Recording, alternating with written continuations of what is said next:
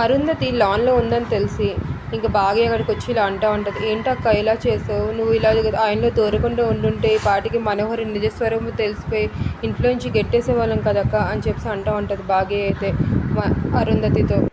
ఆ విషయం వదిలే బాగి, అయిపోయింది కదా, నువ్వు నాకు ఒక సాయం చేయాలి బాగి అని చెప్పి అంటూ ఉంటుంది అరుంధతి. ఏంటక్క చెప్పు, నేను చేస్తాను అనుకొని అంటూ ఉంటుంది బాగి అయితే. ఎల్లుండి ఉదయం 9 నుంచి 11 లోపు నా అస్థికలు గంగలో కలిపితే నాకు పునర్జన్మ వస్తుందంటే బాగి, ఆ పని నువ్వు ఎలాగైనా చేయించు మా ఆయనతో అని చెప్పి అంటూ ఉంటుంది అరుంధతి.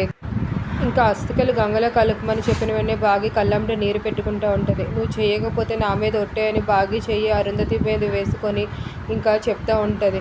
ఇంకా అప్పుడు బాగి తెగ ఏడుస్తూ ఉంటుంది. అక్క నేను నీతో ఇంకా టైం స్పెండ్ చేయాలి, ఇప్పుడేగా తెలిసి నువ్వు నా సొంత అక్క అని చెప్పి అప్పుడే వెళ్ళిపోతానంటే ఎలా అక్క, నేను రోజు నీతో మాట్లాడాలనుకుంటున్నాను అక్క అని చెప్పి బాగి ఏడుస్తూ ఉంటుంది. నా కోసం చేయి చెల్లి కాదనుకు అని చెప్పి ఇంకా అరుంధతి కూడా ఏడుస్తూ ఉంటుంది. ఇంకా బాగి వాళ్ళ అక్కని కూడా బాధపడుతుందని చూసి ఇద్దరు హగ్ చేసుకుంటారు. అక్కడ ఉన్న గుప్తా గారు కూడా చాలా బాధపడుతూ ఉంటాయి ఇదంతా చూసి అయితే. ఇంకా అరుంధతి కథ ముగియనుందా ఈ రోజుతో? అస్థికలు కలిపిన వెంటనే ఇంకా మరుజన్మ కింద బాగి కూతురి కింద పుట్టనుందా అరుంధతి?